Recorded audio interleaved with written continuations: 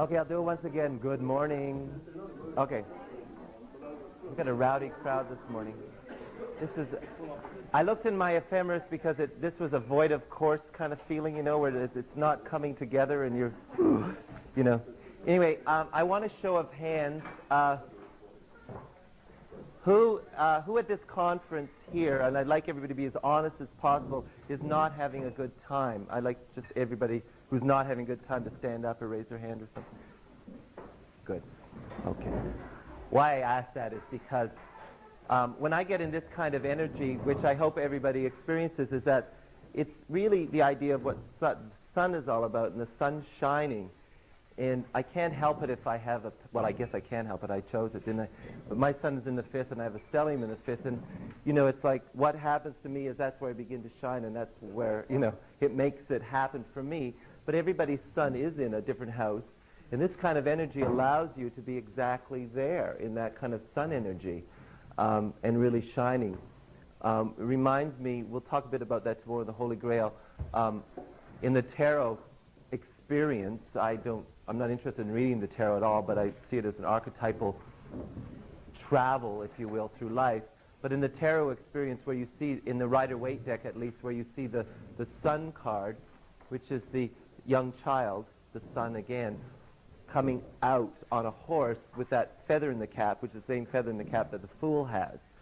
So by experiencing, allowing this energy to come into yourself, you get to be the Fool and shine as the sun shines, which is, the S-U-N.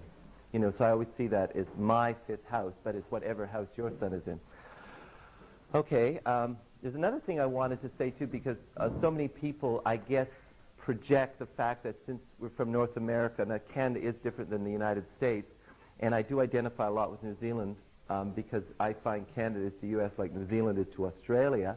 My experience being here is that you don't need what we have to offer will maybe only be a stimulus because you've got it already. My experience of the people here has been that there's been a good, solid grounding. That what the people do here is they tend to take their own chart and study that and really get to understand that. Whereas, sometimes at home, as long as you sort of got the theory, you think you've got it. But theory has nothing to do with getting it. It's the experience that gets it. Also, you come from what I consider an open and heart space, which is probably the most important thing, because that means that you're receptive to it. So please don't see over there as being more advanced because we've got more people who yell louder. That doesn't mean we're farther advanced. Being quieter with what you have and respecting what you have is really something.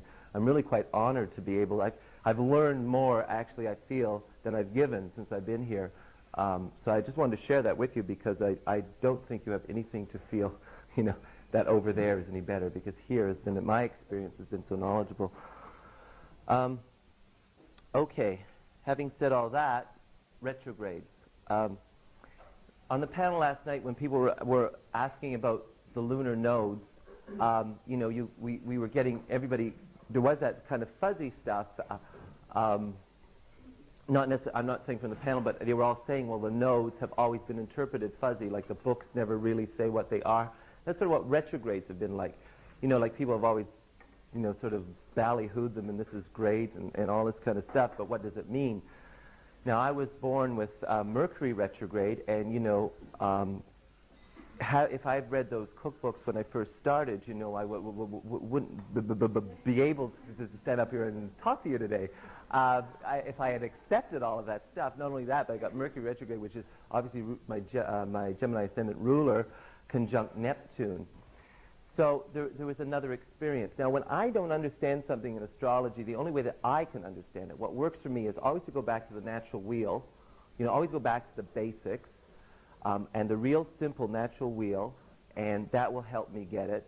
If that doesn't work, I have to find it that there must be a cycle to it.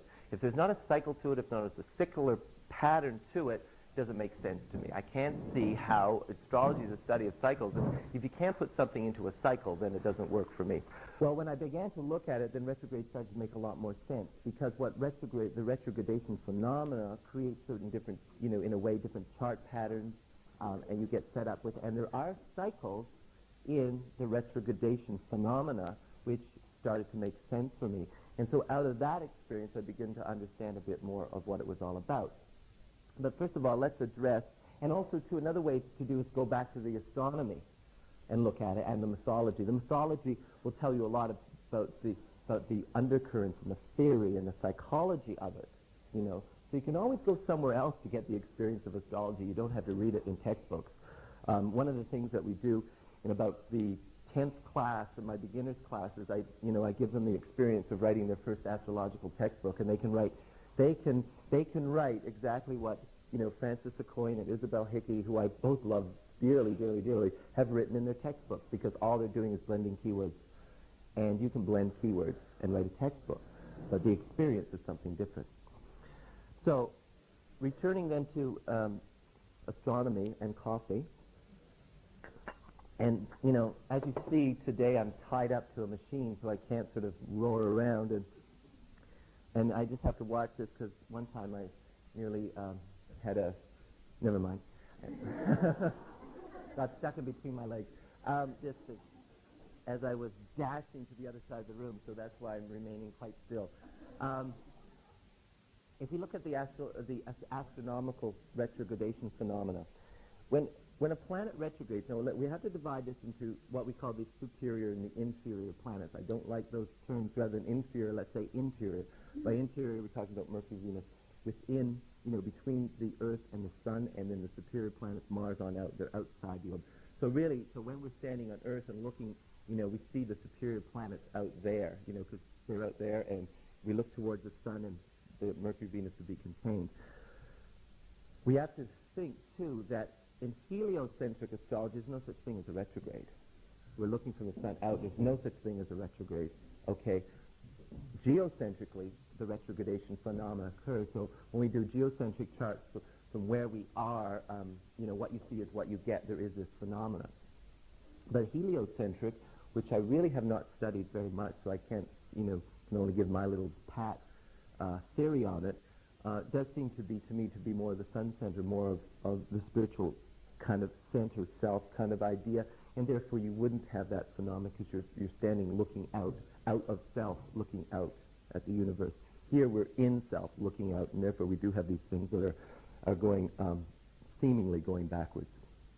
Okay, so heliocentric doesn't have retrogrades. The second thing then is that really the retrogradation phenomena is really an oppositional effect phenomena.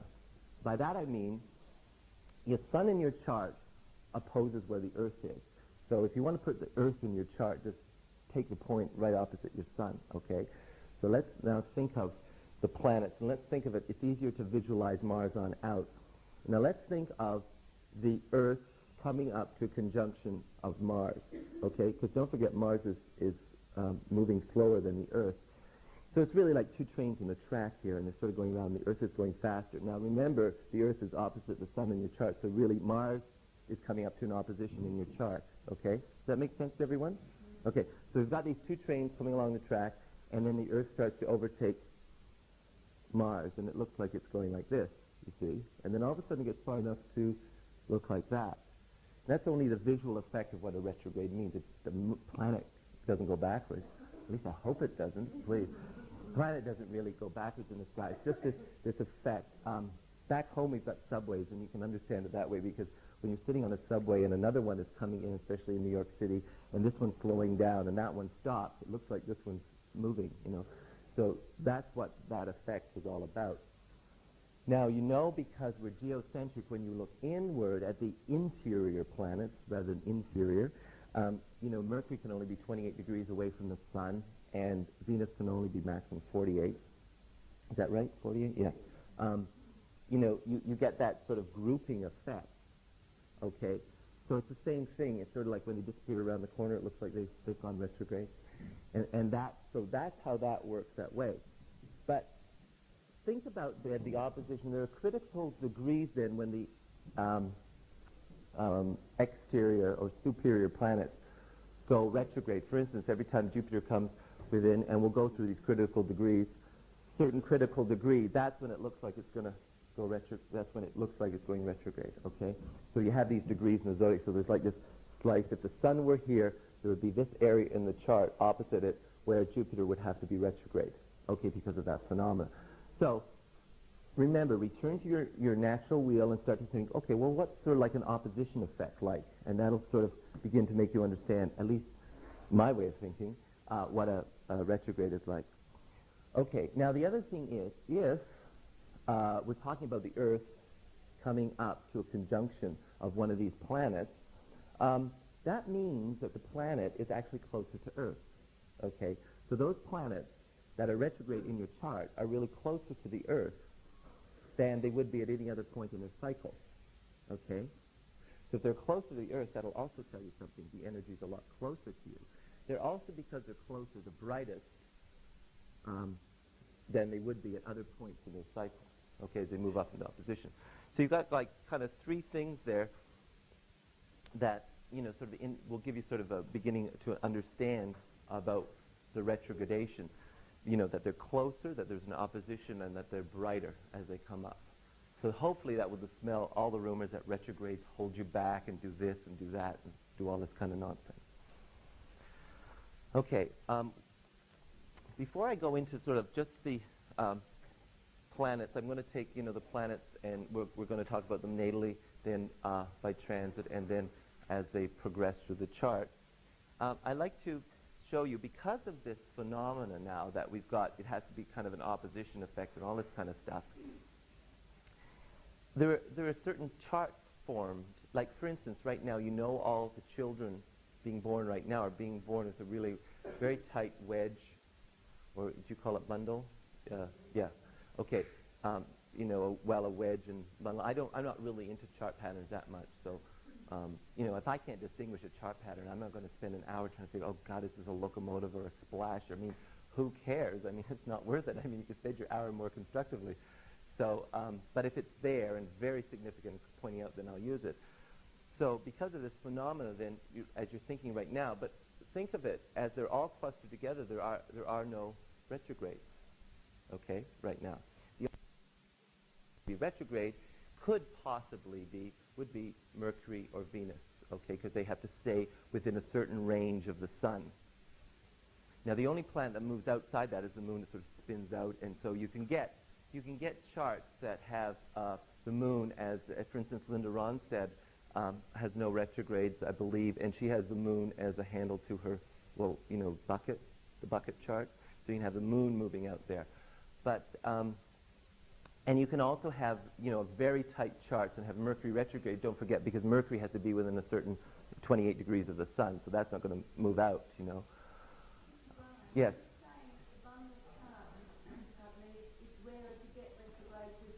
Yeah, sure. The only ones you can get are Mercury and Venus. You can't get the outer planets retrograde in that, you know. Because when the sun gets to certain critical degrees with the outer planets, those planets, just by the fact that they're within those degrees, have to be retrograde because of that oppositional effect. Okay, so retrogrades, you know, have to be a certain distance from the sun in order to be retrograde, and so you get these chart forms. And that's what, you know, these things start making more sense to me. I can't, you know, that's how I make sense of those kind of things. Okay, so then that would seem significant to me when you're talking about people that have no retrograde planets, and you can have as many as six retrogrades. I've seen maximum as 6. I don't know. I can't honestly say. I don't know if Dennis or anybody else in the audience. And I want to open this up and, you know, please share, because I said today I'd like this to be more sharing, because this obviously is a field we all have comments on. I don't know whether we can have as many as 7 planets. I really don't know whether that can happen. But I have seen 6. I think there might have been one time I did see 7. I'll have to double check on that, so please hold that comment and check it out for yourself. But I've seen as many as 6 retrograde. But the most rarest of all chart forms, it has been that kind of bundle, except now, of course, we're in an age where that's going to become very, very popular. But so we've got this situation now where we're getting a lot of no retrogrades, you know, in particular charts. Now, that also happens in a bundle. So as I say, it's very significant to me when I see no retrogrades in a chart. What does that mean to me? It means that there is a sense that this particular person really doesn't have a almost second thought about something, almost in sometimes a rehash, a experience. It's like, for instance, the examples I use are, and I'm Canadian, so unfortunately I don't know many Australian charts. I use Margaret Trudeau as our example of this particular no retrograde planet. She married our Prime Minister, and I don't really think she did have a second thought about anything she did, you know. She was photographed on the Riviera with her underpants off. She was also saying to the Brazilian president when she visited. She sort of leaped on Prince Charles when she met him. You know, she was quite, she did her own thing, so to speak. But what I'm trying to say is no retrogrades tend to have that experience of, on an inner level, on a psychological level, sometimes there's no experience of being, you know, that energy being held back. It's raw, okay, and vital. Now, interesting thing is, that, when we talk about progression, and Mark Edmund Jones was the one to bring this up, and he used to say that, excuse me, and God bless him, he was a wonderful man. I had the privilege to meet him. He used to say that he, you know, that when a planet turned direct or retrograde by progression, especially the, you know, Mercury, Venus, or Mars, that year was incredibly significant, and he would be able to find that zip right away in the ephemeris and say this person, well, you know, at 19, you know, whatever, this really happened, and then the person would be so overwhelmed that, you know, they'd listen for the rest of the consultation. I always do that too. I have one little thing that hooks them, and then I can give them the real stuff that I want to. But so like for instance, no retrogrades. Margaret Trudeau, the first planet in her chart to go retrograde was Uranus, and that was the year, exactly in the year, the 27th year as Prime Minister of Canada. She decided to run off with the Rolling Stones, and she toured around with the Rolling Stones, which sounds a bit Uranian, and she did her thing, and she climbed over walls to break into Ryan O'Neill's house and stuff like this. And then the year that Mercury went retrograde, she decided to write about it all, you know, so she wrote the book about her escapades. So that's how I know she did all those things. But it happened in those years. So look at your charts that have no retrogrades. They will be in that either type bundle or moon handle, and see how you experience that. See how you experience that energy. As I say, I see it more as a spontaneous, raw energy. Sometimes no. Wish I had a more profound psychological statement to make about it, because I feel it, but I have a difficult time saying it. You know, it's like on some deeper level of self, there's nothing that holds that energy back in a way. And so it becomes incredibly significant when the first planet turns retrograde by progression, because that will give the year when there starts to be an experience of that energy. It's like an energy they don't experience. It's just there. It's like new moon people.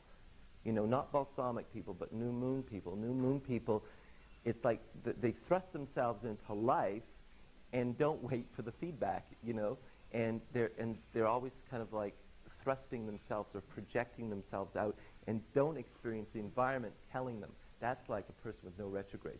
The first planet goes retrograde, they begin, oh, hey, you know, they begin to get that experience. Okay, with one planet retrograde, you get an interesting phenomena, which means, as we talked about, now if the one planet is Mercury or Venus, it's going to be in that grouping of planets.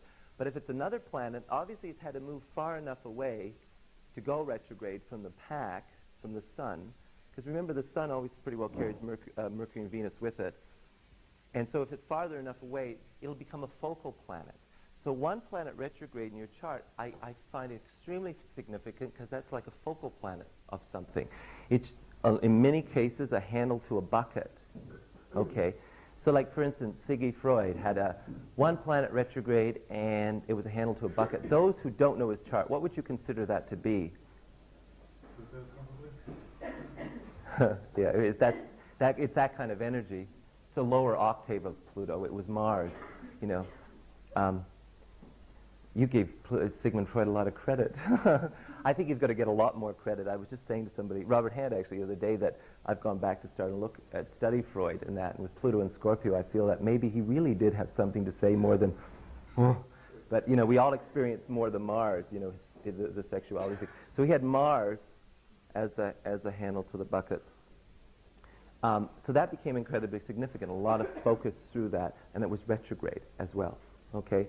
So one planet, usually as I say, is a handle to a bucket or a singleton by hemisphere, because all the other planets are in another hemisphere. Marilyn Monroe had, Saturn retrograde as a handle to her bucket down in the 4th house, okay? And we're going to talk a lot about Saturn, well, as much as we can about Saturn retrograde, because I always find that an interesting one. Okay, then you get, so I always see 0 and 1 as being very significant, and then you get up into 5 and 6, and that's being very significant because that means more than half your planets are retrograde, okay? You sort of get different chart patterns in that. You don't have one particular chart pattern. But you can get the phenomena of having, since all the outer planets are basically in these critical degrees, they're usually way over in one hemisphere, and that hemisphere, all the planets may be in the east, but they may all be retrograde. So, everybody talking about hemisphere emphasis, there's that phenomena creates a different experience of the hemispheres. So look at your 5 and 6 planet retrogrades too. A person like Muhammad Ali had 5 planets retrograde, Janis Joplin, 6 planets retrograde, Annie Besant, Sarah Bernhardt. Those kind of people obviously become incredibly, aware on some other level of those energies working, want to, really, really facilitate that experience with that particular energy. So that's what I wanted to say about just, the idea that you can get this phenomenon in different chart patterns and look at it. So it's more significant. Most of us have 2 or 3 or 4 planets retrograde. That's pretty common. It was anyway in this space of time that we've come through, that most of us were all born in. It's getting less and less significant now because of these bunchings in the 80s. And think of your newspaper. Another way to study astrology is read your newspaper. Look at what happens when all the planets, and now we can have that experience, because all the planets are all direct pretty well in the fall, at least like around the beginning of the 80s. We had all the planets going super direct, in the fall, and then coming into the early year, they kind of like went all kind of retrograde, and that's going to be happening soon. They're going to start popping off, pop, pop, pop, pop, pop, and then they're all retrograde, and then pop, pop, pop, and they all go direct. Well, when they start pop, pop, pop, pop, popping and all go direct, like later on in the year, the newspaper headlines start to get more and more dramatic. I found anyway, my experience of, the Iranian crisis, when the American embassy and planes being shot down, and Poland, invading Poland, and recently there was Grenada and all this kind of nonsense. It's like when all the planets are kind of direct, everybody goes, rah, the energy gets out there. So like when they go retrograde, we try and think about it. At least I hope we do. Okay. So you can watch that phenomena too and begin to understand. Okay, so what do retrogrades mean? Well, it's again like that nodal stuff. It's hard to put kind of a handle on it. I don't use retrogrades in karmic astrology. I mean, if you want that, go read Donald Yacht and those people who kind of like write books about retrogrades and karmic astrology. I have a hard time with that because, I can't see it. It's an inner experience. If we could somehow get that karmic stuff and make that real to us rather than all being out there, I could handle it better. But so I don't use it karmically. What I do see it doing is the fact that the energy, because don't forget, it's not really a planet moving backward in the sky, it's more like a loop, okay, is that energy somehow on its way to being expressed has a revision or a revitalization or a rethink or a redo, anything a reconstruction on its way to expression. So as it's being expressed from the psyche, it sort of has a revision and then becomes expressed. It's not moving backward. Sometimes the energy is more, because of that revision, it can be more closer to what that real energy is. Rather than it being shot out, it's had a way of being, like, what's the word, malleable. It's being molded and sort of like that on its way to expression. So it could be even more of a primal energy, but more directed. It's also a fact of being more, as I say, inner-directed in some sense of the word. So it has some more of a heightened experience in that particular sense. Now, I'm talking more about the planets that are closer to the Earth. Once you get out to Pluto, we're not going to talk about Pluto retrograde because half the people have it. It's retrograde nearly for 6 months of the year, so we could all line half on this side and half on that side, and we'd all have. So I can't understand any significance to it, except the people that do have Pluto retrograde obviously must experience Pluto in even a deeper sense of the word. And by God, maybe that's why I don't want to know about it. Okay. Is there any questions so far? Anybody got any comments? Yes, Roy. I just thought I'd give you a bit of information. Yeah. How many retrogrades you have. I've just Oh. discovered that between Monday the 30th of April and Sunday the 6th of May this year, there will be 7 planets of retrograde. Are you sure there's not one that sort of just some? I was looking at that too. Doesn't one go direct just as one's about to go retrograde? Jupiter goes into retrograde on Monday the 30th of April. Yeah. And Mercury goes direct on Sunday the 6th of May. So for that Okay. few days, So you've got 70 retrogrades. write that down because thank you, Roy. Write that down because that'll be very, very rare. That it is incredibly rare to have 7 planets retrograde. Yes. The 30th of April to the 6th of May. Check. Yes, Elia. Oh, two things, Brian. One, I don't think retrogradation is tied to bundle patterns, as you suggested, because... Oh, no, not specifically. Mars goes retrograde very soon. What's that? Mars goes retrograde very soon for much of this year. I didn't say all the time. I meant most of the time. If I meant it as a blanket statement, it wasn't a blanket statement. It was like tied to the fact that most of the time, it's not always a bundle, but most of the time it is. But the planets can move out farther away with those critical degrees, and you can get a bowl pattern as well with no retrogrades. So I'm saying most of the time. It wasn't a blanket statement. Thank you. And the second, do you want to comment on Pluto retrograde? Yes, please.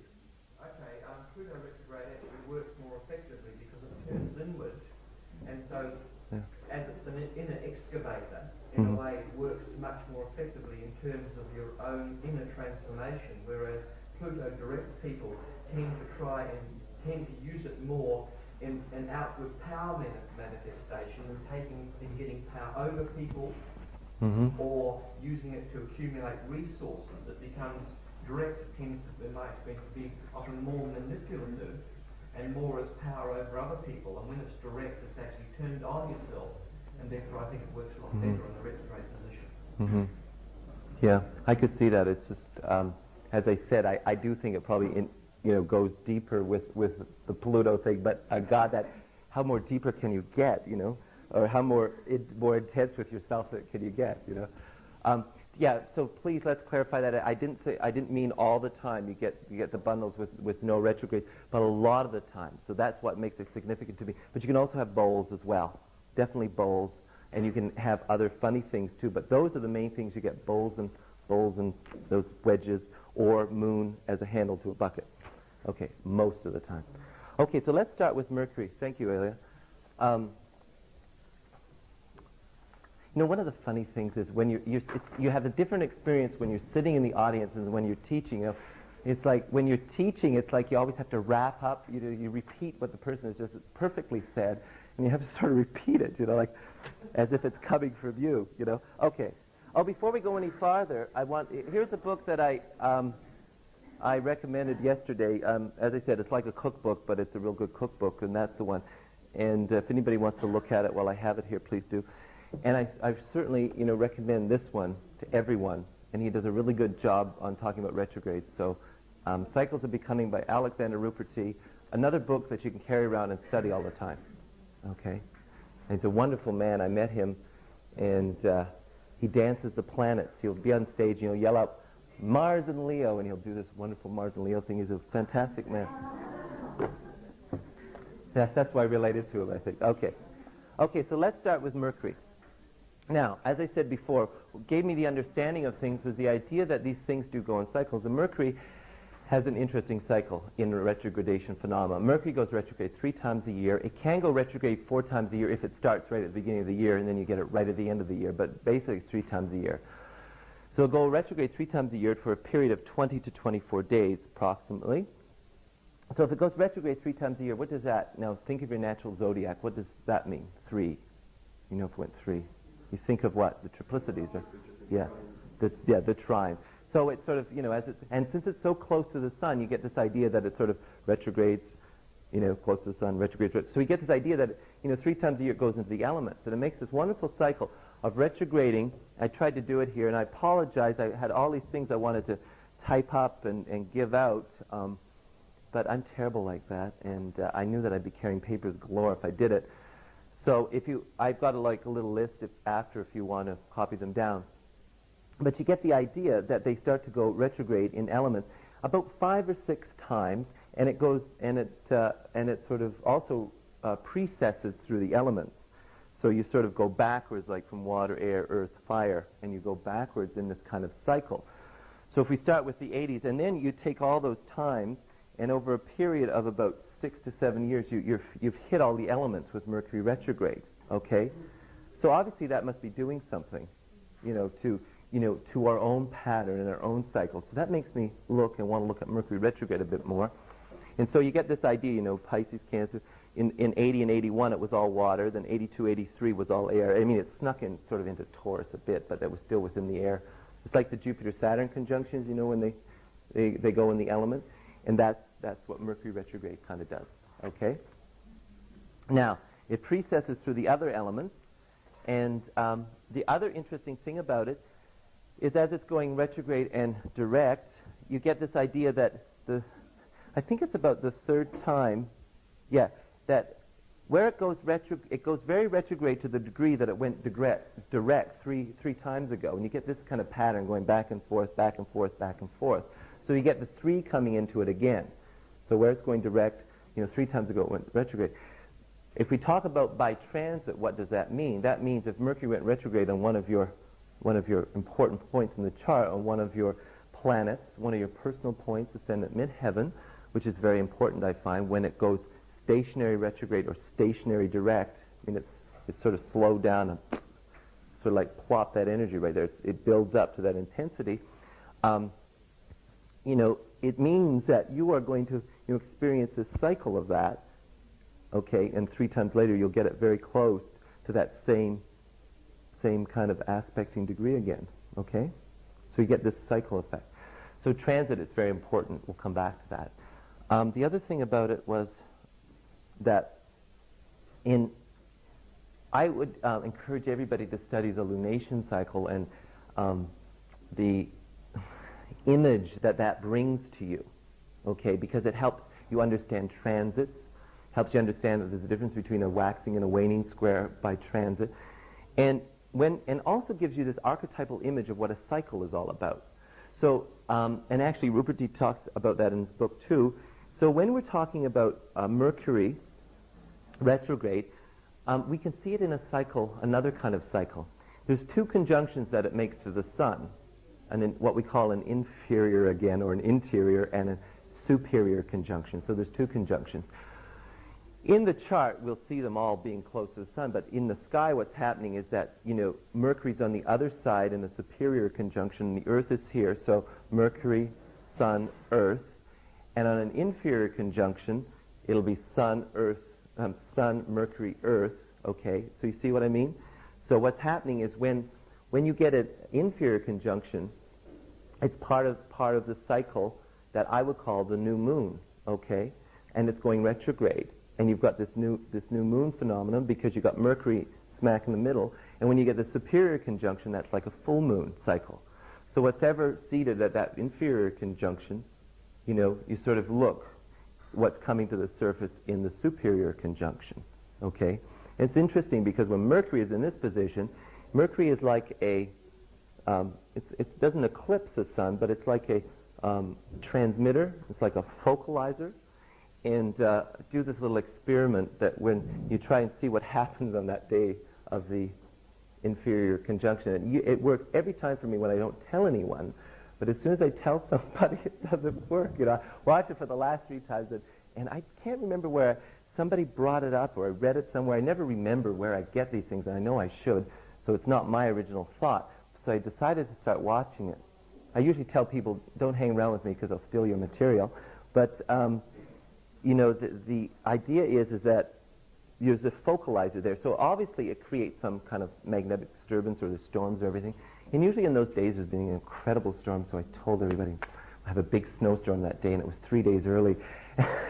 And I didn't even find out about it, that it got around, these circles that I told people, and they'd all packed shovels and everything into the cars for the Christmas holidays, and had been caught 3 times, 3 days too early. Anyway, I love being wrong with my astrology. It keeps me humble. So hard. So you can see that, and so you get this retrogradation phenomena when the inferior conjunction, you get the planets. Okay, does that make sense to everyone? Okay, because you can see that and work with that in the cycle. Okay, so Mercury retrograde in the chart, what does that mean? It's like, well, and if anybody wants to share this, I have Mercury retrograde. First of all, a lot of people who have it, let me give you the people who have it first of all. People like Noel Coward, Mae West, and Bette Midler, and what I think they have in common is this incredible wit. This ability to really see, I think that what the retrograde does, what has to get expressed, as I say, loops around, kind of like, looks at it and sees not only the self, more closer to the self, but can put it in a way that really is expressive, okay? So Mercury retrograde, I think, has that ability to look at self, and see the insight into self and express it most of the time. It's not always going to work that way. So you see, it's a lot different to what I used to read in the books about it being like making you stutter. Although I've had experiences with that. Because what's happened is when that energy of expression has gone inward and the self has been very blocked. I mean, you're looking at a chart that's really repressed. Mercury retrograde does cause that phenomena. But it's not Mercury retrograde. It's like the expression of when the energy comes back in to be, to be focalized and gets expressed. If there's a lot of repression in the psyche, it's going to come out in that particular form. Okay? But, yes? Well, even that which you're talking about with the Mercury retrograde, even that in itself is self-depreciating. Depreciating, deprecating, what's the word? It's like almost a self-put-down. It's very funny, so you laugh at it. There's always a little bit undercurrent of tragedy in that. Yeah, there is. Irony, self-irony. So even that is so the person with the repressed chart is the irony has gone right in. Yeah. For example, the counterpoint thing I was telling you. Yeah. Slight young feet, they see things not quite. Yeah. See things straight. But exactly. It's just enough off feet to make it ridiculous and funny. Yeah, the retrograde does not see the thing the way other people see it. Or anything else like that. It's just a little bit off beat, and they can see that thing. It's just a little bit dark, and everybody can see themselves doing it. Yeah. The fact that you can see yourself doing it Yeah. is funny. Yeah, and You sympathize then. yeah. Well, I have it retrograde natally, so I try and use that as a sense. I try and use that constructively, meaning that when you can go back in and see how ridiculous you can be, and share that, it makes because everybody's got that tragedy and irony within them. I mean, we, as I said yesterday, we're all wounded. So come on, let's not pretend that we're not. Let's not pretend that the world out there is all sweetness and light. We can look out there and see that it is. But I mean, this is a planet of sorrows, and there is a wound. And when we begin to accept those wounds in life, we become healers.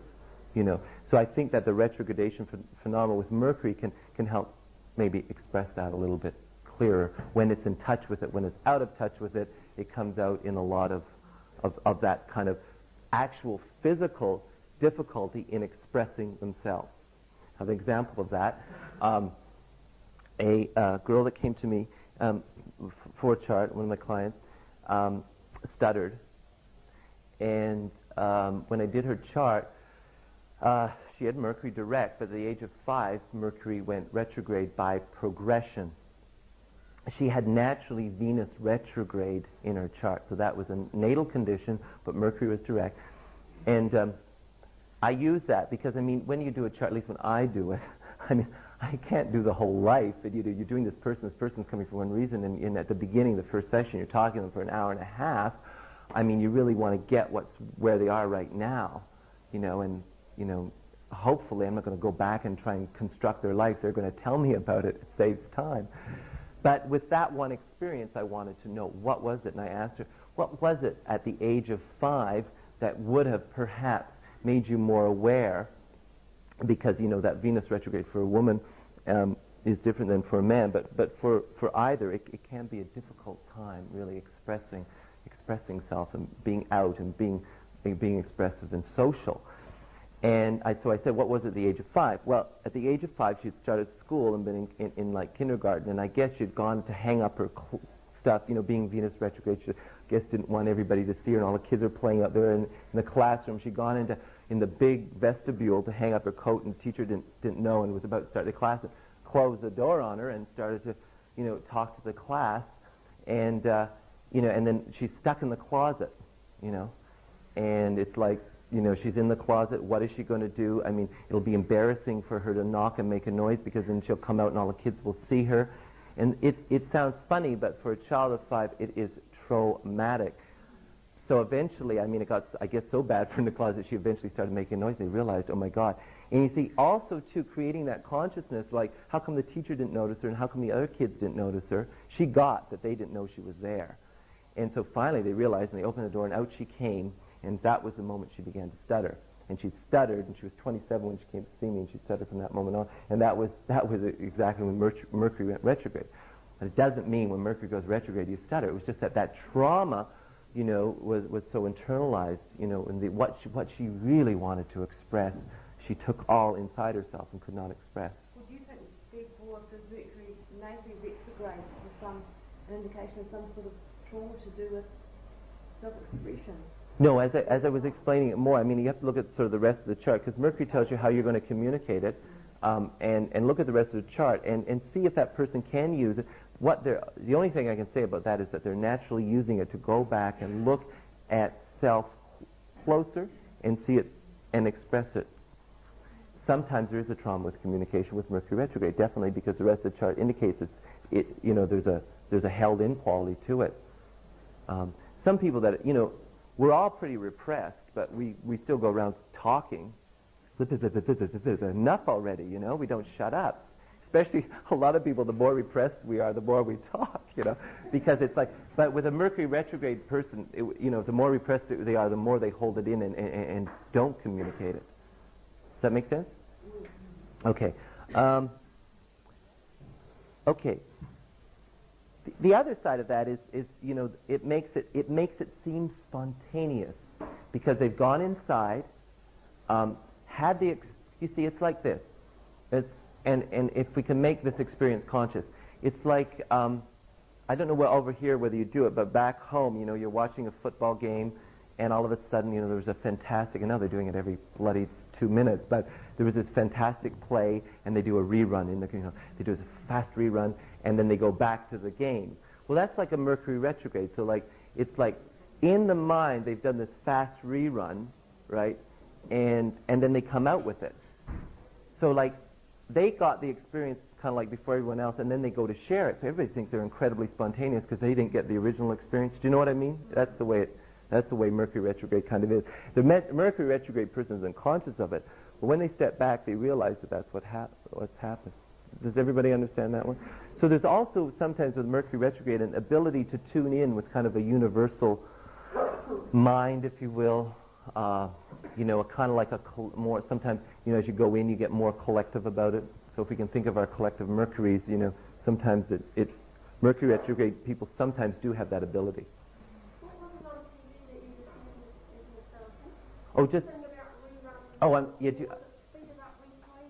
Yeah, like replays, like replays. When you actual replays. Pardon? No. When they you do a play, say somebody scored a touchdown, or what do they call it? A goal. And then all of a sudden, they cut and they show that play, the very same thing again, right? Because at the same speed. Because with the first experience of it, everybody, doesn't get it. They're so overwhelmed, and then. Pardon? Yeah, right. Or not only that, but the second time they know that it's coming, so they do it, kind of thing. Okay. Pardon? Oh, how's my tape doing? Yeah, it's still doing. Okay, so that's Mercury. Anybody? Oh, now we're going to talk about retrogrades. Anybody want to share something? Okay. Yes, Dennis. Just one example. I tend to think that every case is different. Yeah, we do. The whole setting is really different. One Mercury retrograde I met was a boy who had it, I think it's close to third house cusp, retrograding to conjunction with Uranus and straight across the cusp. You're talking about it by progression now? As it, okay, Yeah. okay. Well, the situation has it one and third. Okay. That was the direction it was going. Okay. This kid thought so fast and scammed so fast that everything he said came out backwards. Whole sentence structure was all Yeah. backwards. Yeah. So Yeah. that's You one know. way that it can work. Oh yeah. Well, and also too, you see, it's also applying in that case. It's not separating, but it's applying to Uranus backwards.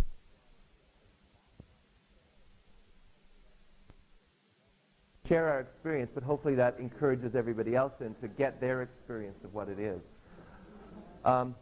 Okay, by transit, and we better go quickly here if we're going to get through them all. Okay, by transit, Mercury retrograde. Now, you know, this was one thing I couldn't understand until I got in all this stuff. I couldn't stand everybody saying Mercury retrograde, nye, nye, nye, nye, nye, you know, like, you know, I felt like saying grow up, you know, I couldn't stand it.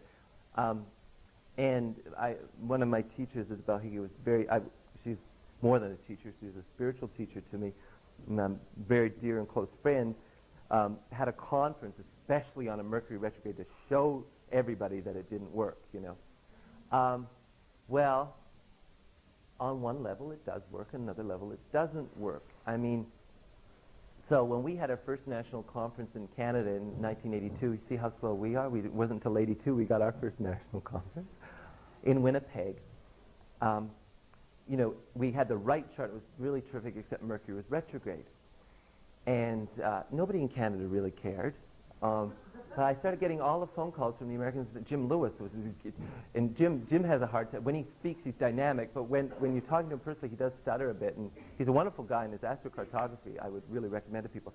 Phones me up and says, "Don't you know you're having a Mercury retrograde?" Right away, I think, "Oh God, you know, because up in Canada we have Neptune on the ascendant, and Canadians feel that they're always automatically wrong. You know, I'm like, oh God, can't do anything right. Oh no, you know, so all of a sudden I went to horrors, you know, I'm a terrible astrologer, oh God, you know, somebody is criticizing me, I can't stand it. So I thought, well, what are we going to do about this? So Zip Dobbins was coming up to do an intensive, and I asked Zip, you know, because I got to be quite close with her. She said, "Brian, the only one that Mercury retrograde you know, the only people that get worried about Mercury retrograde are astrologers. They're the only one it works for." Well,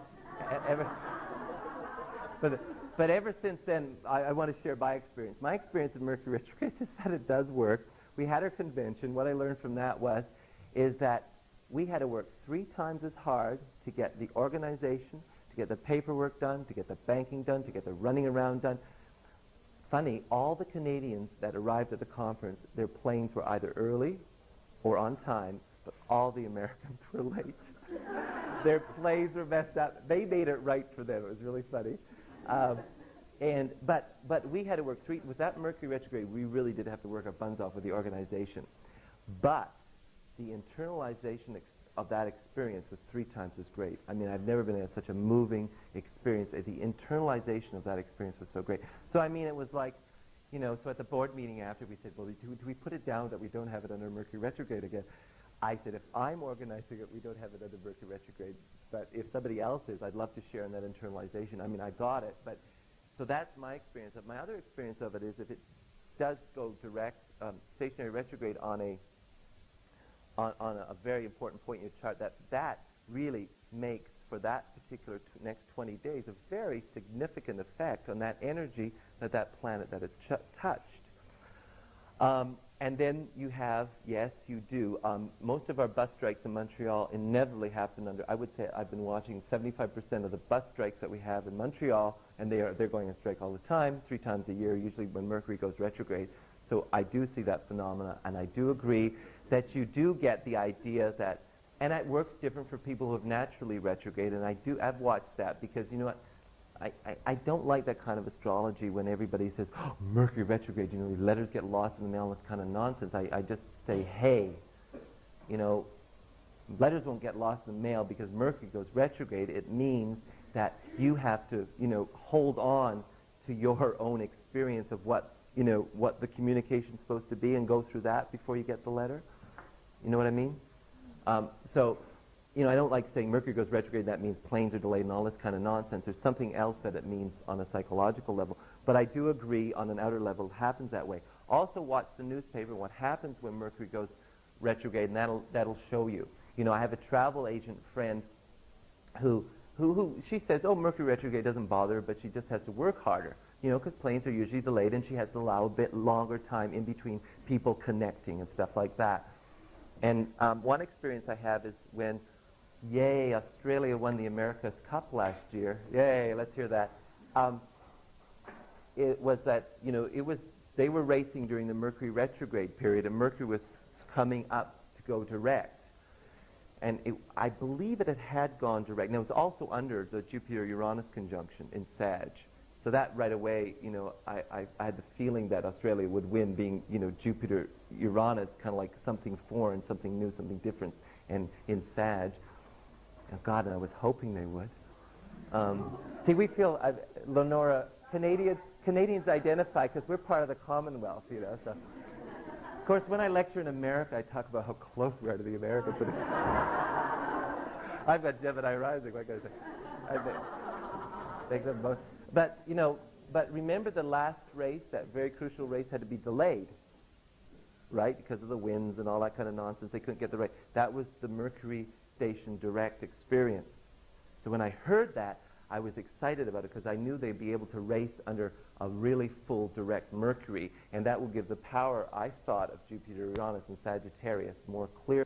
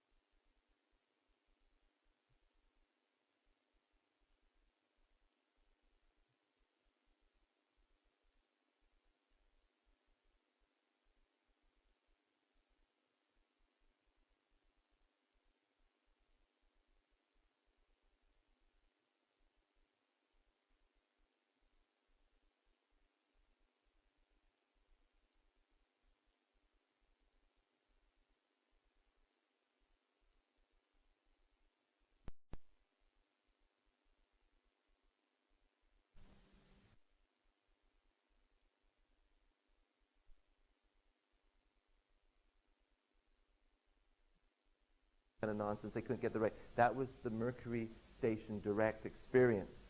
So when I heard that, I was excited about it because I knew they'd be able to race under a really full direct Mercury, and that will give the power, I thought, of Jupiter, Uranus, and Sagittarius more clearly. And I was really concerned if they had done that race under that station that I wouldn't have, it could have gone either way kind of thing. But then it didn't. So I felt, it happened. Okay.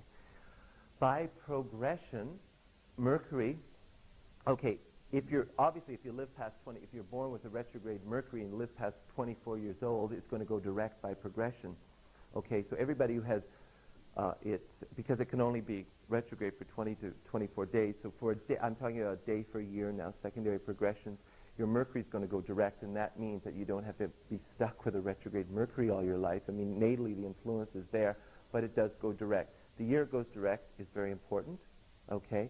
And don't forget, it's gone retrograde and it's going direct. It's also going to go direct progress over your natal Mercury. So the year it goes back over your Mercury is also going to be very important, okay? So you got that. And so there becomes that significant year. You could also be born with it direct and have it go retrograde by progression, okay? So also watch that year and see what that experience is. So you're starting from a momentary progression. Uh-huh. Or medically retrograde on your lithium. And when I was 17 or 18, it was direct by progression. Mm-hmm. And it's the year I went to university. Oh, and it was a very significant year. Yeah. In some ways, Yeah. for my intellectual. Of course, most of us do go to university. Yeah. Yeah. Yeah. I was going to say, most of us do go to university around 17 or 18, so you got the generational planets doing their trip on you. but you should have experienced something personal with the Mercury. You might have gone from the idea of in high school of being more introverted with your studying and all that kind of stuff to university where maybe your ideas. Mm. Yeah, yeah, yeah, yeah. And so that's important for me too. The year that mine went was a very important year. It was like a coming out party in that because, believe it or not, up until it did go direct, I had a very difficult time expressing myself. I had Neptune. I was extremely inhibited in expression and shy in expressing myself. And then, well, I'm still making up for it. Oh God, I had to live through 18 years of that, and I'm not going to I've got 18 more to go with it. Okay. So let's talk about, anybody have anything else? Okay, Venus retrograde. Now, Venus for a man, as I said, is different from Venus in a woman. It's just that women have Venus envy. But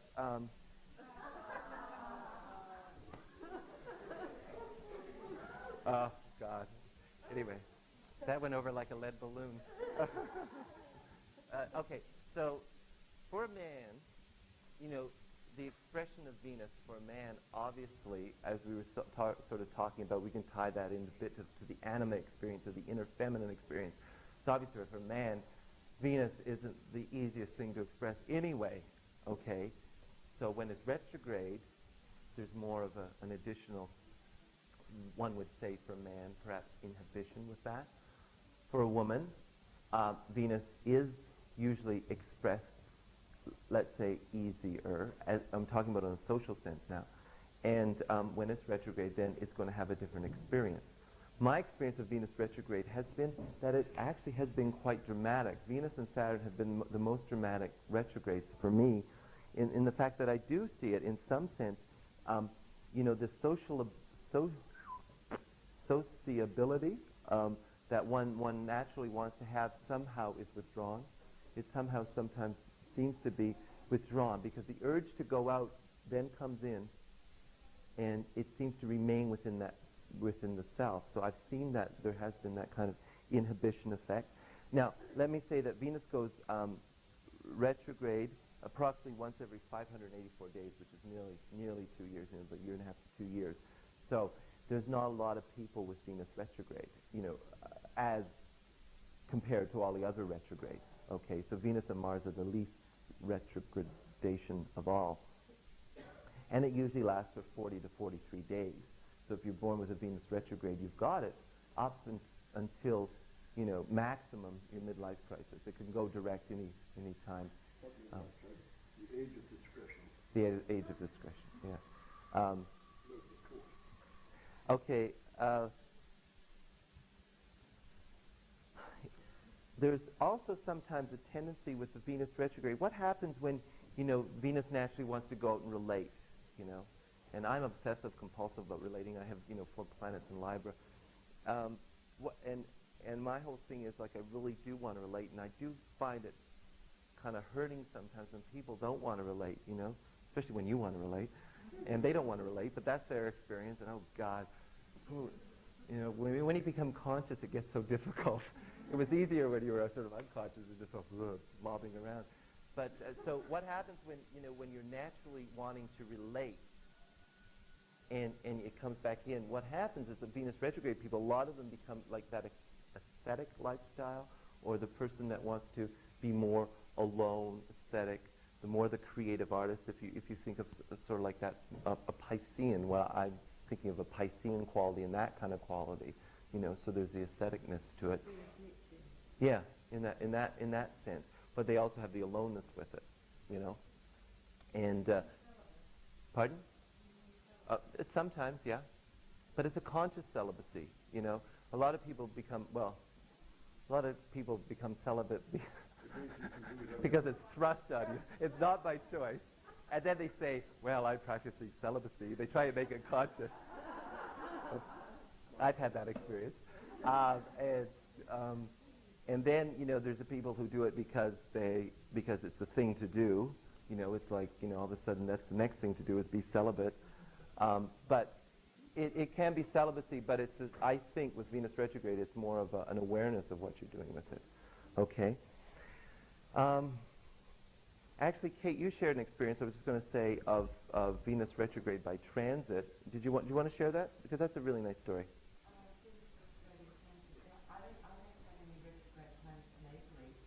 And a few months ago when Venus was going retrograde, cosmically, I really tuned in on it. I was by myself for about 2 weeks while I was in Melbourne, and I focused entirely on myself, went to the ashram twice a day, going through all this internal relationship within myself, and it was the most creative 2 weeks I have ever experienced in my life. Like I was totally on my own, and just really focused in on me and into the change and like always, Venus type stuff, an internal relationship, and it was just tremendously creative. I'll never forget it. Something to go for and new experience again. Yeah, and see, like having no planets retrograde natally, with it retrograde in the sky, I mean, you really internalize that experience. So it was profound on you, It's like, pardon? A celibate, but it was, yeah. Yeah, it can be fun. So, yes. I'm getting the sense that what you're saying about retrograde planets is almost like a Pluto conjunct whatever you're talking about. Like everything you said about Mercury retrograde, I experienced with Mercury Pluto conjunction. I don't, well, you see, we all come from different experiences of Pluto, I'm sure, because, I still have a hard time. I figure if I go down into it, I might not come out yet. So I'm still sort of like, I haven't fully married my Pluto, if you will. So I don't experience the retrogrades as a full Plutonian experience because, it's like you can still use the energy. I think Pluto, once that energy is been in your life, do something, it has totally catalyzed it and transformed it and changed it so it's different. But with the retrograde, I think the energy is still the same. It's just got more, it goes to a deeper level to come out. Does that make sense? Yeah. But you may experience it as the Pluto Mercury for sure. See, and you don't have any retrogrades, which pardon? Yeah. Exactly. Yeah, and you don't have it retrograde, so that's how you pull in the experience for you see. So you do have to put it to something else. But check to see by progression if anything's gone retrograde. And the year that it went, because that first energy that goes retrograde by progression is very important in the person's life. It's really the energy then that begins to show them that they can, it's like, have awareness of that. Because no retrogrades sometimes don't have the awareness. They just, as I say, are very spontaneous. They don't hear the feedback. Okay. Yes, Elias. I've found that the only 2 planets that cause real psychological problems retrograde is Venus and Mars. Venus and Mars, you find the Mars one? Yeah. Person, there's often an enormous difficulty in establishing a relationship and experiencing love, full stop. Mm-hmm. And if it can't be internalized so that you enter into the self-love experience, a retrograde Venus can be devastating in your personal and social life. Mm-hmm. I'm glad you're here today because I always try and talk about everything so positively. You get to the Pluto depths of it. It's like a nice balance. That's true. I agree. I agree with that. As I said, that the woman that had the Venus retrograde natally came to me. That really, it was a trauma for her to express herself. Okay, it happened with her, but it was for her to relate. It was such a trauma. I find not Venus Mars, but Venus Saturn are the 2 that I find. I guess by Mars, yes. Oh, go ahead. I want to go back to the Mercury retrograde. Yeah. At the other side, to the still. Yes. When you started school, my Mercury turned directly about the time I started school. And when I started school, for some reason I could read. I was no problems. I never actually remember learning reading. But I noticed when others couldn't, and they work. And although I was very fluent, I was taking very casual notes of places where these other people were stumbling over their words and deliberately stumbled over those same words. So I had the reverse. Yeah. Where I was actually fluent in it. I was creating the deliberate. But as a young child with your Mercury retrograde, you had probably gone over a lot of that stuff before. Yeah, you had. You'd already internalized a lot of that stuff. And because you didn't, something in, you had that fluid expression that came out, it was already there. Yeah. Thank you. Yeah. Yeah. Yeah. You couldn't. Yeah. Oh God, life. Okay. This is a retrograde workshop, thank God. Going back, I'm glad we went from Venus back to Mercury. Thank you. Thank you for sharing that. Okay, so let's talk about Mars retrograde. No, we'll go fast because I got to get to Saturn. Mars retrograde. Mars retrograde. Well, maybe Ali, you can share some of your experience with this too, because my experience of it has been basically that the Mars retrograde person is still a competitive person, but it's not out there, it's in here. So it's like they compete more with themselves. They set up the impossible obstacles, to overcome to themselves, not out there in the world. It's not like, the Mars retrograde person can get it out there in the world. It's like they put this up here. So a lot of Mars retrograde stuff sometimes gets dammed up and frustrated, and a lot of anger, I find, gets blocked up with that too. I guess, maybe, Alan, we do share the same experience of it. It's just maybe you work with it and get that out and work through it. Because, I find it difficult when you're an hour and a half with a person, when you're talking about the Mars retrograde, it's not like you can unleash that, You can hopefully give them the experience that's what they're doing. But there does seem to be this competitiveness, But because there's not that natural outgoing and that natural flow that their energy can be expressed, there does seem to be this frustration and this anger sometimes. And so there's an anger in there that needs to come out. But there's anger in all of us that needs to come out. But it seems to be frustrating and dammed up. On the other side of the coin, Mars retrograde people, I have found, have been incredible sports people. I'll give you one example. I can just think off the top of my head is Wayne Gretzky. You ask, who is he? And so now, Chris, it's like Farlap yesterday. Chris is giving her lecture, and they're all talking about Farlap and Kiwi. And it was okay for me not to know who Kiwi was. And then I said, well, who is Farlap? And it was, exactly. Oh, embarrassing. Anyway, it's the only way you learn. So Wayne Gretzky is the most incredible hockey player on 2 feet. And he has scored more goals than anybody, and he scores 5 goals a game, and they can't keep him down. Well, you know Dennis, don't you? Because he plays for the Edmonton Oilers, and Dennis is in Edmonton, Canada. But so Wayne Gretzky, he's also got, Mercury opposite Uranus, so what he does is intuit the play before anybody else. He's got like that. But, here's a man who's like, he's a weakling, all the other, they all always describe, these other guys in the shower, and there's Wayne Gretzky like this. He's supposedly a weakling, he's kind of like soft and mellow and got all this kind of stuff. And he's a terrific hockey player. So obviously that Mars retrograde, what he's done with it is like, really built up that kind of stuff, and he can finally use his retrograde. But he's terrific out there. An example I have of a person who has no retrograde planets was another one of our prime ministers, Joe Clark. I don't know whether you ever heard about him. He was a prime minister for 9 months. We call him Joe Who. His wife was Maureen McTeer, so then he got a name, Joe McTeer.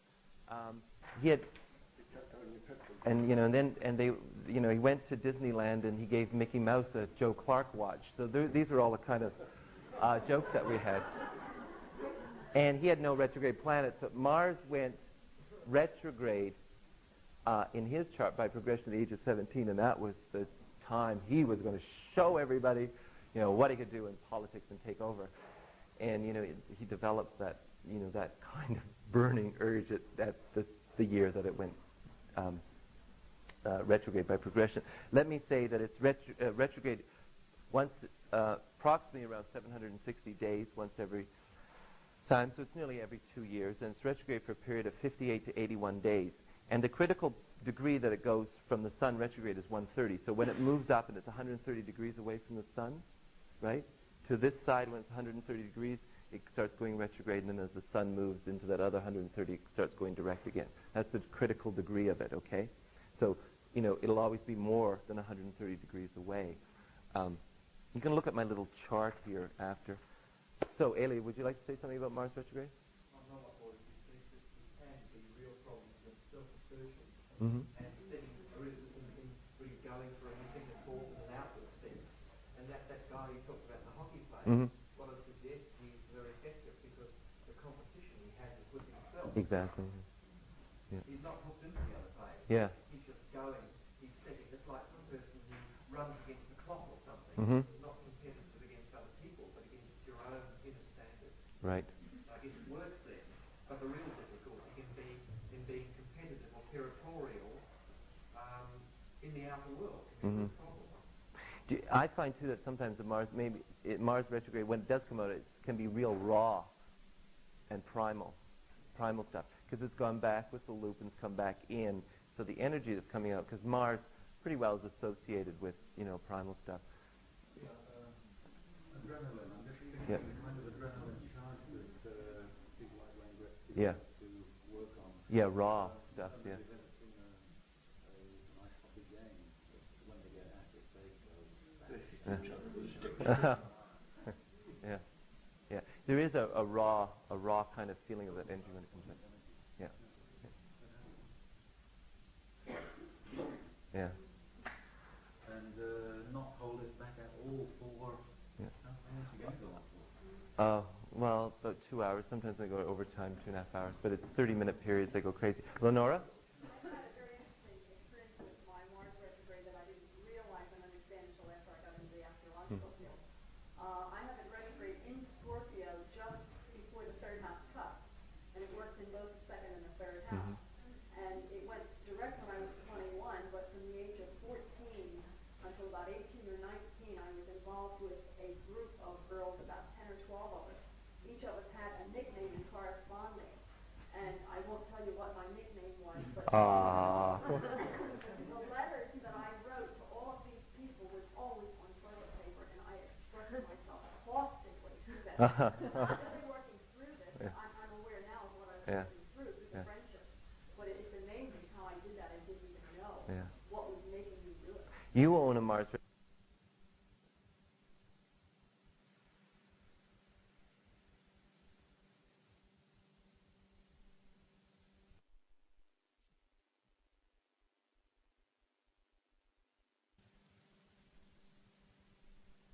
Into books, Uh-huh. writing that way. When it turned 21, I never liked being outside, and I lived in the country all of my life. I would hide in the house. When it turned 21, I started gardening, raising my own vegetables, getting in touch with the earth. That's the second house part of it, I think. And I was communicating with the earth, beginning to learn to use the energies in a physical way. And you use at the beginning, you use your third house stuff with the books. Yeah. But in a way, you were studying, competing with yourself, gathering knowledge. Yes, Yeah. but not in a physical Not in a way. physical I've way. never been Yeah. a physical person. I Yeah. can't use my Yeah. mind physically. Yeah. Yeah. Athletically, I mean. Let's put it that way. Mars and Scorpio, honey. I hope, yeah, please. Who are you kidding? Yes.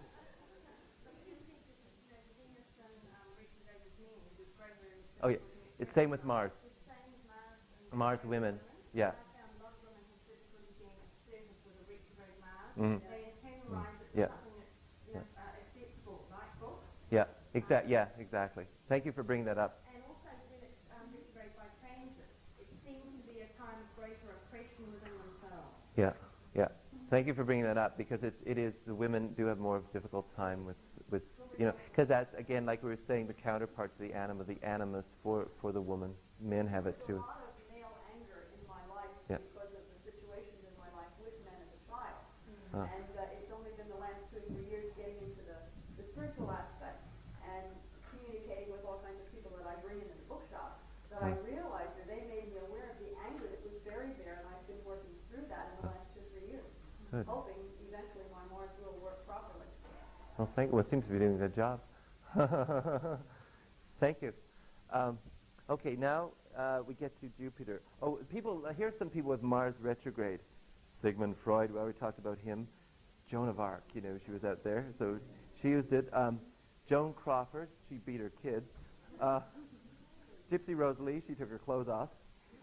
Loren Bacall, she started making coffee commercials. I can't stand it. You don't get that over here, eh? When you see the coffee commercial, she's the worst actress. I mean, she was fabulous, Humphrey Bogart. Then he died, and then she does these coffee commercials. It's so phony. Won't you agree? Yeah. She says, High Point. I guess you go, oh, fuck. I would never buy High Point in my life after I saw that commercial. Anyway, okay. God bless her. I used to love her. Why do these people have to leave go to make television commercials? Anyway. Oh, and another Mars retrograde was Al Capone. So you can see those. Pardon? Al Capone, yeah. And some Venus retrograde people. Charles Chaplin, Ringo Starr, Tom Jones, and Sally Field. Okay, Mercury retrograde, well, we went through some of those. Liv Ullmann, no, she's another interesting example of a Mercury retrograde person, and she wrote a book. Okay, Jupiter retrograde. Oh, I love Jupiter retrograde. Jupiter retrograde is, to me, what I've seen, and use this in your charts because it's a fun little thing, is like, how can I explain it? It's like the experience of Jupiter, the expansiveness of Jupiter, or the what we call the benefic. That's why I don't like. We got to change our words in astrology because I can't pronounce them basically. But so that idea, when Jupiter is used positively with the Jupiter retrograde, it seems to come in the back door. So rather, Jupiter direct people go A, B, C, D. Jupiter retrograde people go A, D, E, Z, kind of like. And you got to tell them that that's really okay because that's where it comes from. For example, I think of my friend Alan. Alan Oken. He's got a Jupiter retrograde. And okay, what do you do when you get a book published? At least in America, you get it published hardcover, and then it goes, after that and sells out. You get it softcover printed.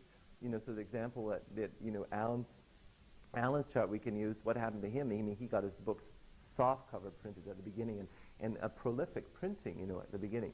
So things like that. You see what I mean? It's the opportunity doesn't come in the way that follows the regular pattern or routine of things. People that have Jupiter retrograde, sometimes they can see that they had a fantastic opportunity, but they didn't get it. And as an astrologer, will be to point out what a fantastic opportunity that they missed in a way, because they have, they've been seeing it like a. See, the problem with retrograde people sometimes is that we get overwhelmed by what society and direct is supposed to be. So Jupiter retrograde don't see sometimes that this fantastic opportunity that just had because it's out of order or out of sequence. Okay. But they also see longer range opportunities. Yeah. Mm-hmm. And then respond to something that never comes off. Yeah. Sometimes. Jupiter. Uh-huh. Yeah. Yeah. Yeah. Yeah. Yeah, I love Jupiter. I think you can get too far out of that sort of thing when you've got Jupiter retrograde. Whatever you go for takes a long time while to come. If you send off to buy something through the mail, if you send to the Canadian Federation for a book, instead of being 2 weeks, it'll be 6 months. Oh, yeah. What it is you send for is coming. Let's get negative. Let's say a negative aspect of Jupiter retrograde obviously is that if the chart shows that they're going to be one of the instead of the prepare you the way of the Lord kind of types, they're the my way, my religion. Because Jupiter is going to be pretty dogmatic. With Jupiter, I always say excess is not success. It's like just because you do a lot of it doesn't make it mean it's great. And so what happens with the retrograde people, they can become even more sometimes when they get into that because they go in and that urge to be either the martyr or the saint or whatever comes out in this. But Jupiter, my expression, you probably all heard it because I always say it all the time. But Jupiter Sag, I didn't like them at first, but they sort of grew on me.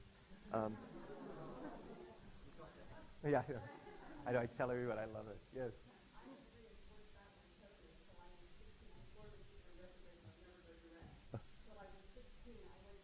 6 times a week, Uh-huh. every week. Uh-huh.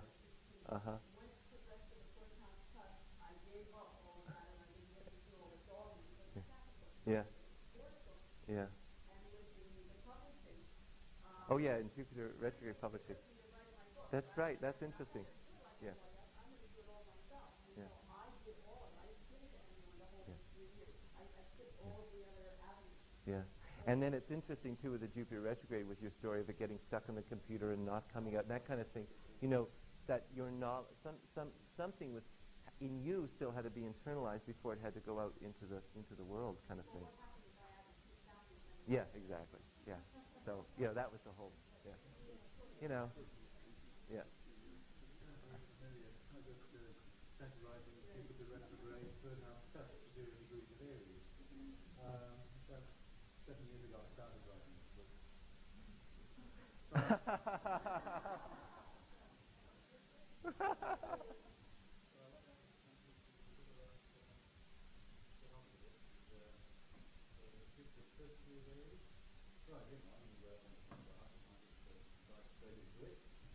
And then every single point I started on just started blowing up and up and up, and I had to backtrack, and I had to delete things, and I had to include more and more material.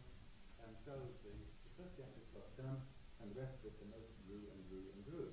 Like I've been going ever since. This year, I got around to it.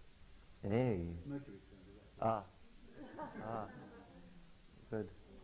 I think the difference with the two of us with the book there is the reason I was writing the book was from an unconscious level. I was reviewing my life. My book is actually an autobiography of my life done astrologically and metaphysically, so it just flowed out. I'd already lived it, so I was just saying. Pardon? Different? Well, is that a Jupiter retrograde? Yeah. Okay, and being able to do it quickly, I didn't have to go back and rehash anything. It just flowed out. I didn't have to do research with it. You couldn't make a dollar out of it for 3 years. Let's all support Dennis in getting the book finished. Okay. Okay, Saturn retrograde. I don't know if anybody has read Noel Till's books. And anybody here met Noel Till? Or no, yeah. Well, Noel Till is a very well, oh God. You're not a friend of his, are you? Actually, he's a gas. But to hear him lecture, like he's about 6'7", and he's he's 7 feet. That's it. He's 7 feet. He is tall. He's gargantuous. Not only that, he's an opera singer.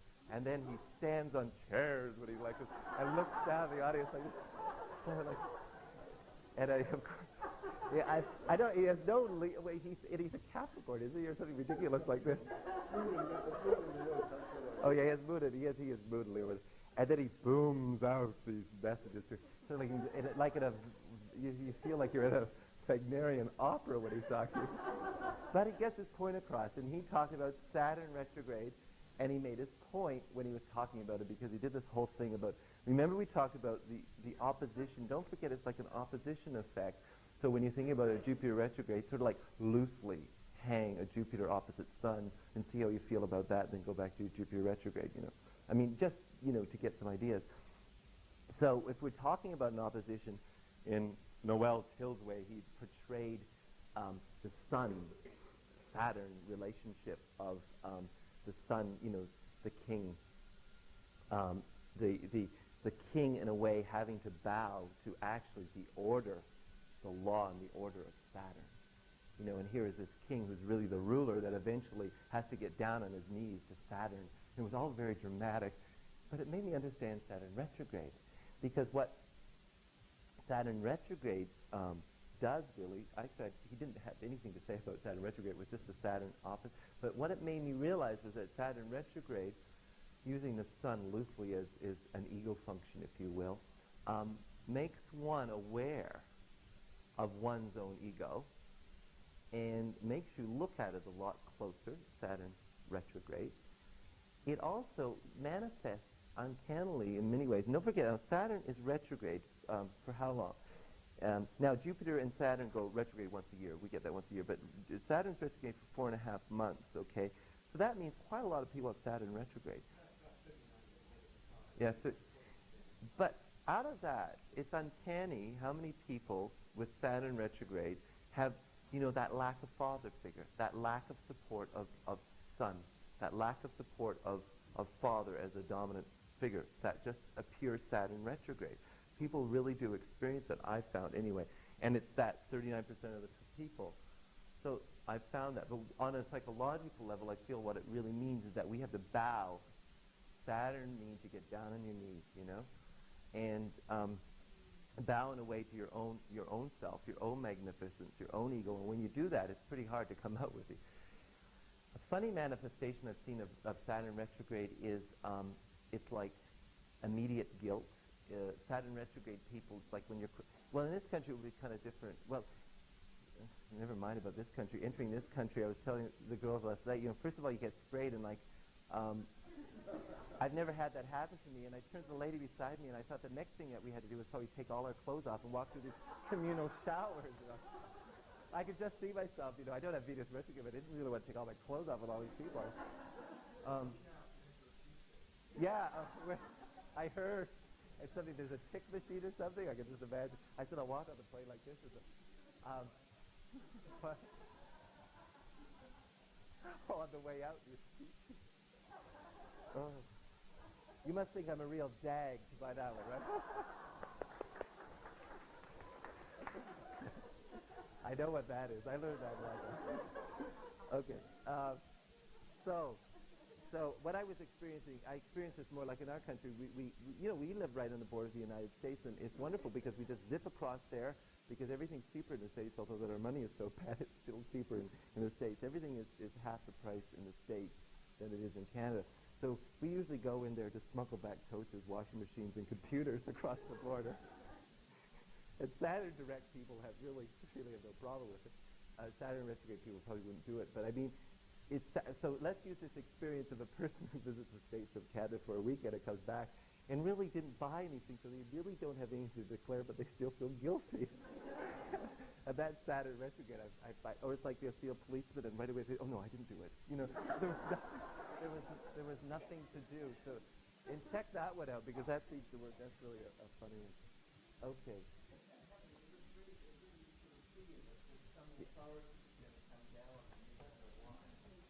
Psychologically, I found that Saturn retrograde, if you don't pay attention to the past, you've got real problems. It just absolutely forces you to deal with the past, the fears around authority, not only in the immediate past, but the past lifetime. If you won't do that, then you bring all sorts of shit down with you. Yeah. No, it's true. I was just about to read my sentence here that says that there's the fear of authority. And thank you for bringing that up because that's the next thing with Saturn retrograde. Ailey has expressed that very well. So you do get that. But there again, it's because of that needing to bow to the sun and the magnificence of yourself. The fear of authority comes from the fact that you still don't have this feeling of magnificence in your own self, so everything out there becomes a threat. You're still giving your magnificence away, your sun away with Saturn retrograde if you're getting that fear syndrome working for yourself. Yes, hon?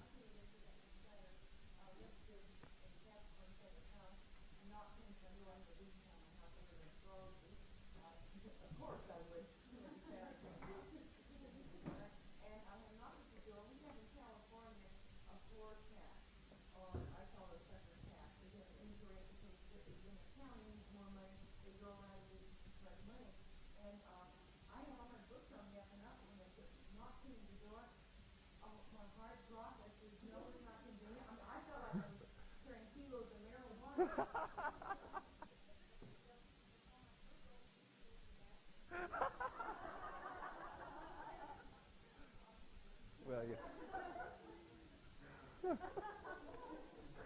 These are little things to look for. I'm not suggesting we do a whole chart reading based on a Saturn, but it's uncanny that I always look when Saturn is retrograde. There's always a story and experience to share with Saturn retrograde. It does have to do, I think, a lot with that Saturn-Sun opposition. That's why Noel Till gave me the key to it, because it's like, the Sun, even though how magnificent he was, he had to bow to that Saturn, that father figure. And really, on a psychological level, what we're doing is integrating those two, that we own our own magnificence through the order of Saturn. Does that make sense? So it's like the fear of authority, the instant guilt and everything, really comes from the fact that, we haven't really got it together with our own magnificence in a way. Another thing that it does is, on a more positive note, does give you, again, if we take the positive side of Saturn with the commitment, sometimes it does seem to be a stronger commitment, which means you can carry that to the nth degree as well, and that can become negative. It's like they're so committed to it, they're so committed to it. They're so committed to it, like, they've bound themselves up and, and tied themselves to it. Commitment is absolutely necessary, but commitment can also, kill you. So you can find that there is a stronger sense of commitment. Now, did I tell you some people with Jupiter retrograde? This is interesting. Think of these people with Jupiter retrograding back into Jupiter for a minute. And think of Jupiter, that wonderful, spontaneous Sagittarian personality. A person like Carol Burnett and Lily Tomlin have Jupiter retrograde. Or a person like Gerald Ford, who has that wonderful open approaches and falls over chairs. Which is a bit Jupiterian, a bit Sagittarian. Here I am, world, crash. Saturn retrograde, or somebody like, Elizabeth II. No, she's a very Saturn retrograde person with all that responsibility. That tiara must be so heavy, Is she here?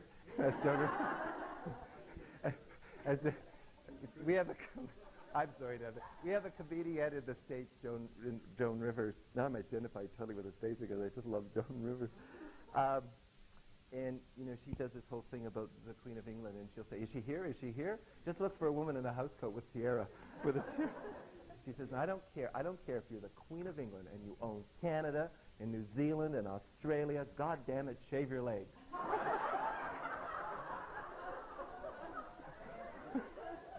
And it goes downhill from that point on. It's interesting because, getting off the point for a minute,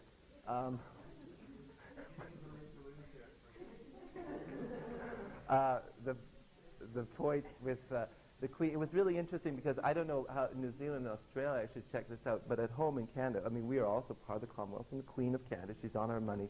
We sort of kicked her off most of the bills and put our own people on these days. And the royalty factor isn't as strong as it used to be.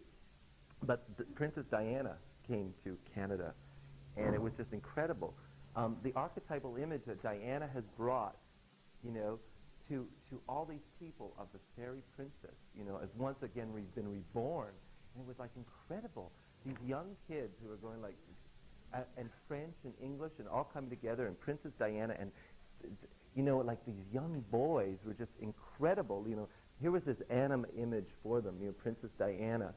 And the young boys, they were interviewing them after like 6 and 7 years. Like I gave her flowers. It's just incredibly overwhelmed. What? They all fainted. They saw her. And it was a really positive image for me. So Saturn